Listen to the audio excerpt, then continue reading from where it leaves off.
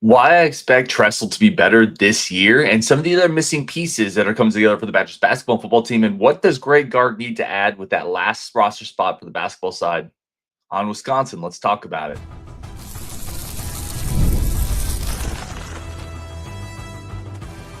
You are Locked On Badgers, your daily podcast on the Wisconsin Badgers.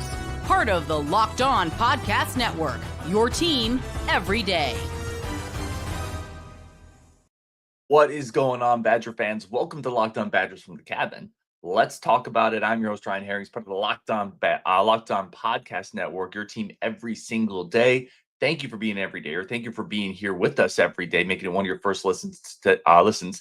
Today's episode, we are talking about this is kind of a community reaction show. I saw some YouTube comments I wanted to get up here. I wanted to talk about it, and it's kind of structured around a show we did the other day where I'm kind of buying Tressell being better this year. And then there were some questions based on that. And we're going to get into Greg Gard as well and the type of piece he needs to add to this roster. So this is going to be a fun show. A lot of your comments and your thoughts into this one.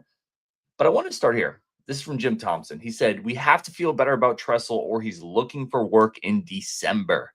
I have no positive expectations for our defense following the last 2 years." That's from Jim Thompson. Jim, thank you, brother. And again, this is kind of based on a show I did where I said I'm buying Tressell being better this year. And here's why. It leads me into the premise of today's show, which is the missing pieces. I don't think Tressell forgot how to coach. I think last year was pretty bad, but what was he missing? What does he have this year that he didn't have last year? And it's depth. There is depth on this roster. There is pieces on this roster that he just didn't have last year. We talked a lot about that Iowa game, right? 42-10. Iowa ran the ball down our throats, and we kept saying, put more big guys in the defensive line, put more bodies up there. What if they just didn't have the bodies to do that? What if that just wasn't an option? How does that change your calculus? How does that change the way you're looking at that defense? I don't think Tressell was great. This is not a defensive Tressell, and that defense as a whole last year. It's never just one coach, right? There's linebacker coaches and DB coaches, and Fickell's involved in game planning. He's a defensive guy at heart. But what if he just didn't have the bodies to do it, which I don't think he did? You can't win in the Big Ten. You can't win in the trenches if you only have a couple defensive linemen you trust, and none of them are 320. So what's the missing piece? It's a guy like Perkins coming in this year who's going to clog up the middle, ideally. It's multiple bodies. They can go too deep across the defensive line this year. They're bigger. They're stronger. That's the missing piece to me for Tressell, is they're just bigger, and it's Charles Perkins. We got a couple comments coming into key pieces. Fort Cream from Family Man Ty. Man, I hope they get that dude back. Yeah, that's gonna be a whole nother question. All right, let's get into a couple more of this missing pieces discussion. So what's the missing piece for Fickell? Again, I'm gonna kind of go down the road here and be like, what was missing last year and what do they got this year? For Fickell, it's Grimes. Grimes is the missing piece to this for Fickell. You look at, man, and Coach Fickell gets he should get all the heat for hiring Phil Longo. It was a bad fit. It never should have happened in retrospect. I liked it in the moment. I'm not going to sit here and tell you I saw that coming. I thought he would bring better quarterback play, but it didn't work. The missing piece is an offensive coordinator that can come in and really collaborate with the vision of this program that Luke Fickell has, and that's Jeff Grimes. That's the missing piece for Luke Fickell that we didn't have last year. And then if you go down to the tactical side on offense, what's the missing piece to me? It's a couple. There's two that stood out. It's Billy Edwards, just a quarterback. And maybe that could have been Tyler Van Dyke. I don't think so. But it's Billy Edwards. It's a quarterback that can just command respect, command the huddle, be tough in the moment, and make some key third down throws. That's it. It sounds like I'm describing a farm truck. You need Billy Edwards Jr. to be a beat up Ford Bronco that you know is always going to start and is always going to drive through the snow and is going to push the plow. That's what you need. You don't need it to go 180. You don't need it to go 0 to 60 in 4.7. You need it to be a farm truck. I think that's what Billy Edwards Jr. is going to be for this team. And then the other missing piece that I don't think you had last year was Ballard. You add in that receiver opposite of Vinny. I think that is a huge deal. I think that is a massive deal for this offense to have a boundary receiver that threatens opposing defenses opposite of your best receiver, which is Vinny Anthony. If you go back and you remember, I'm going to date this, but go back to like mid-90s Cowboys, Michael Irving was the best receiver on that team. But Alvin Harper gave something on the other side. Michael Irvin was a Hall of Famer, is a Hall of Famer. Alvin Harper was a burner that made it difficult for teams to load up against Michael Irvin. I think that's what Jaden Ballard can do for this offense. He can give you a little bit of Alvin Harper. Is it? It is Alvin Harper, right? I'm pretty sure that's what it is. Which keeps teams from loading up on Vinny Anthony. I think those are your missing spots there. Let's get some comments again. I have some other comments over here. This is Dimitri. I'm buying Tressell. Let's go, Dimitri. Not just because he finally has a lot of talent, but he finally knows not to do this year, and he's a lot more humble. I think there is sometimes value in pressure. And I don't mean pressure from a defensive standpoint, like we got to get pressure on the quarterback. Obviously, I think there's value just sometimes in coaches or players or people being, under pressure. And Tressell is definitely that this year. What happened last year can't happen again. You can't be where you were statistically as a defense in another year of that with Tressell. If that's the case, he's not going to be here.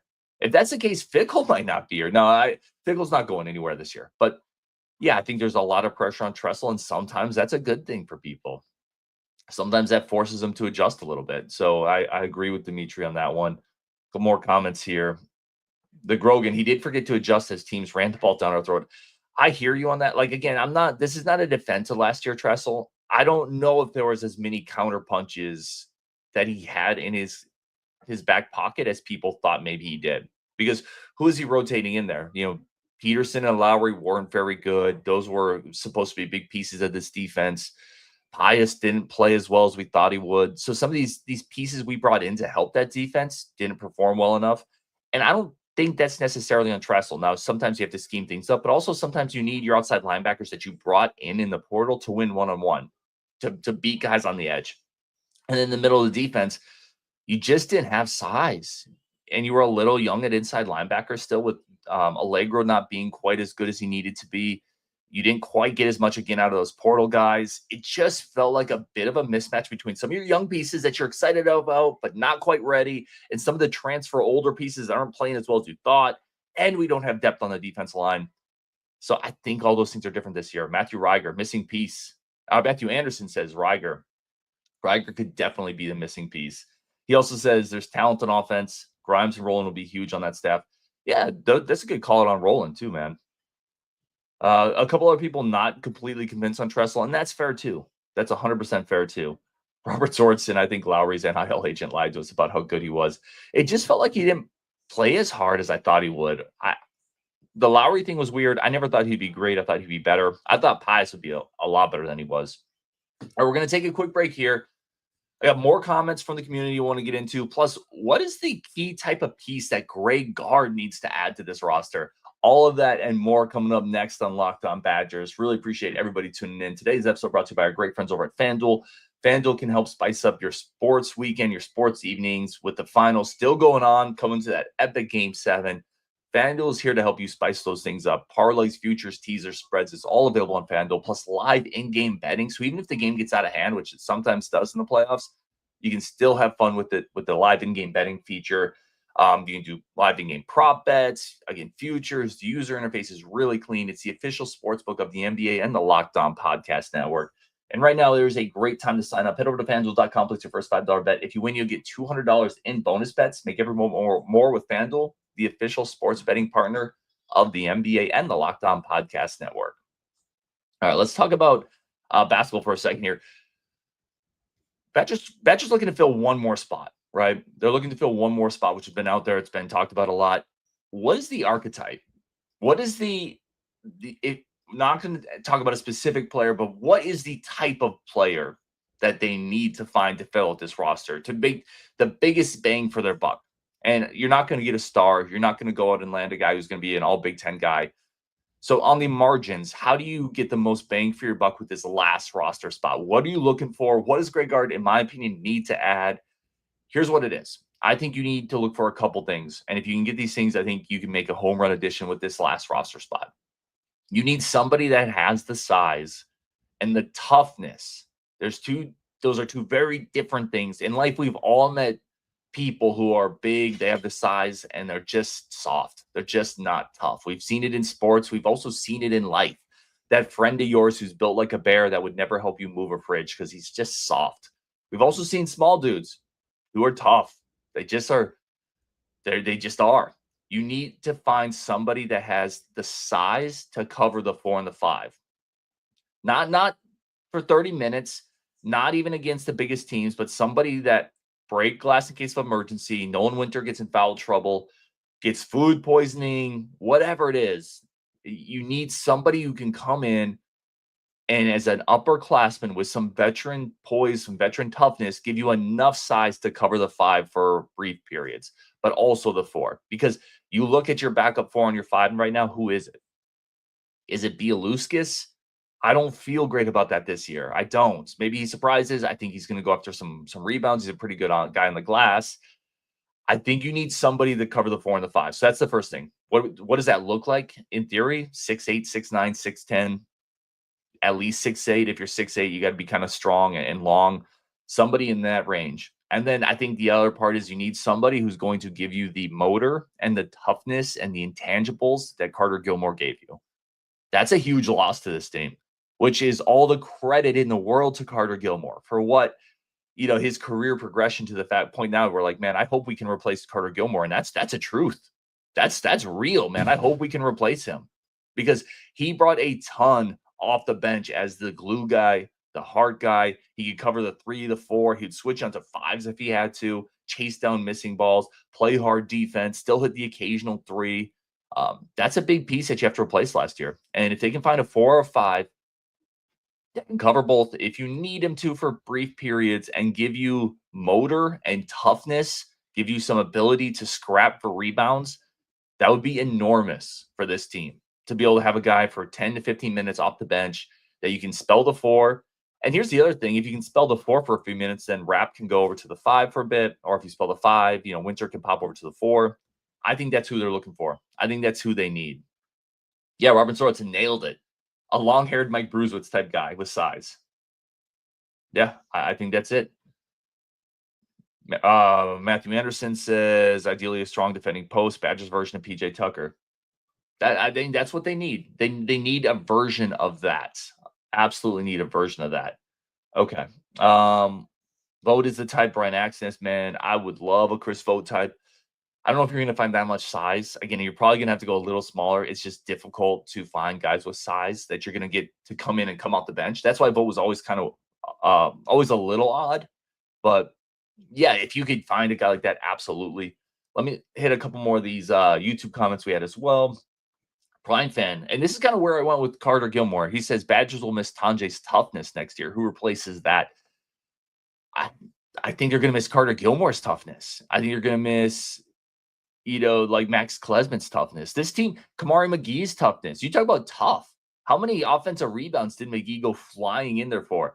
That's an underrated part of last year's team. Now, tough doesn't always translate to great defensively, but that team had some tough dudes with Kamari, with Carter, with Tanjay. I think that's why you have to get somebody who can come in and give you some of that.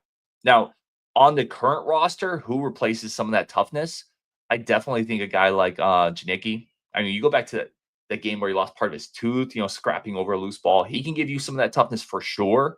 I think Nolan Winter has scrappy toughness. I really think even in games where he was outsized a little bit, that dude fought, he battles, he fights. I think he has toughness. Oh, Nick Boyd. We have to see him play, but I think he brings toughness. There's going to be some dudes on this roster, but yeah, it's a good point from Prime. There's guys that are leaving that brought a lot of heart, and they're going to have to figure that out. Let's see. Craig Fissel. What additional recruits can Hopkins potentially help bring in?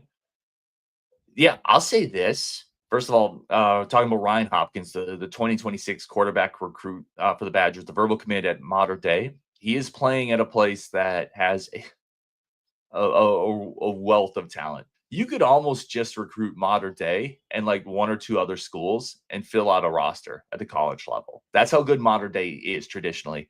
So he's going to be playing with a lot of guys. And if he plays really well and he's a quarterback and that team is rolling, there's a chance it opens some doors for us. I think that's possible. I think it's a good question from Greg.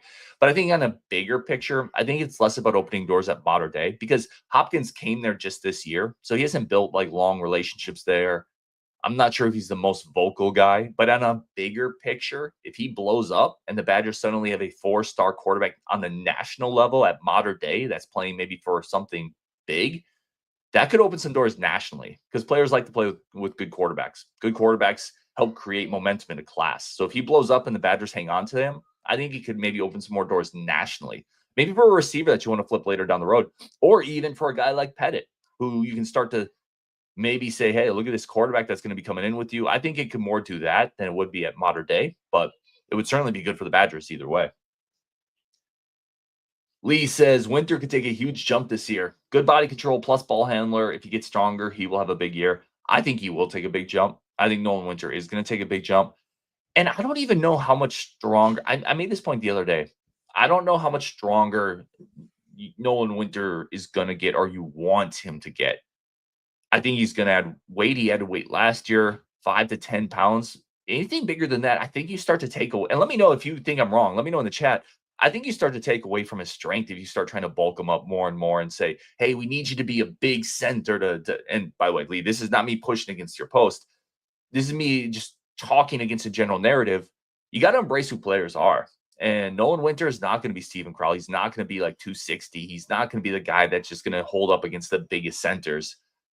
But that's okay because he's going to win in other ways. Ideally, if this works, he's going to be the guy that is, man, we have to take our center off the court because he can't guard Nolan Winter on the perimeter. Like, I think he might help force some teams to go small because he's just really athletic on the perimeter as a ball handler or shooter.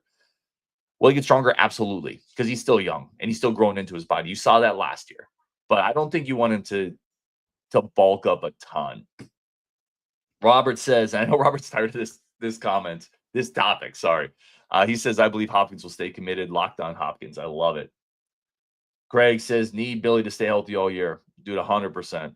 Last 2 years, Badgers have lost their quarterback. 100%. Also says, Longo was a bad hire. Leaders make changes and move on. Yeah, I think there's a lot of value in that. No, nobody's perfect, and nobody is going to create excuses for making a bad hire. Like, Luke Fickell messed that up. That was a bad OC, and that hurt you, and that has slowed you down for 2 years. But you also have to recognize the issue and move on, and he's done that. And by all accounts, it seems like Grimes is a guy that's going to work here. I think he's going to work here. So that's all you can ask for people. When a mistake is made, an error in judgment, whatever it is, a miscalculation, whatever it is, it's on Fickell. He's the head coach. But now let's change it and move on. Let's change direction. And that is the one thing with Fickell, Coach Fickell. He doesn't linger. He doesn't linger long if he sees an issue. And I do respect that. I think that's a good thing. Philip says, Winter doesn't need to be excessively bigger. He needs more aggressiveness, more bite in the dog. That's an interesting take. I think I'd push back on that a little bit. And that's great. Disagreements are great on this show. Like it's always welcomed. And Philip, maybe I'm wrong on this. So I totally respect the take. I actually think Winter plays pretty aggressively. I think he fights, he battles. I just don't think he's a traditional big man in the terms of he's not going to push no matter how hard he fights or battles, he's not going to push like a Purdue center around. But maybe I'm wrong. I don't know. I actually kind of like the aggressiveness that Winter plays with at times. We got another question here from Craig, or not a question, a comment from Craig Fissel that I wanted to bring up from one of the YouTube shows. He said, Vinny was the only receiver who could run clean routes last year. I wanted to bring this up because I think with Vinny Anthony, I love this comment because he's so much more than just a speed guy. He's got the V8 nickname, averaged 17-something yards per catch last year. He was incredible. But man, he runs clean routes. And man, he snatches the ball. Go watch him hand catch the ball. Vinny Anthony coming out of his break is clean. He's upright. He's explosive. And then he snatches the ball and then he gets north and south. He's a great hands catcher, a great route runner. And he's got 4.4 speed with a 6'1" body. Like, this is an NFL guy. I think in the vein of DK, who was just a 4th-round pick. I think he's that type of guy. It's a great credit to Paul Chryst and the previous staff for landing him, identifying him. It's a great credit for Vinny Anthony in developing and continuing to get better. I think he's really good. And I'm glad that Craig Fissel brought up the route running because there's more to Vinny's bag than just his speed. And I think that's a really good point. All right, we're going to wrap up there. It's just kind of a quick show today, but I wanted to get something out there because I've been thinking about Tressell, missing pieces, and the type of piece that Greg Gard needs to add. Appreciate all of y'all so much for tuning in to Locked On Badgers. on Wisconsin, and we will definitely talk tomorrow or later. We'll talk later for sure.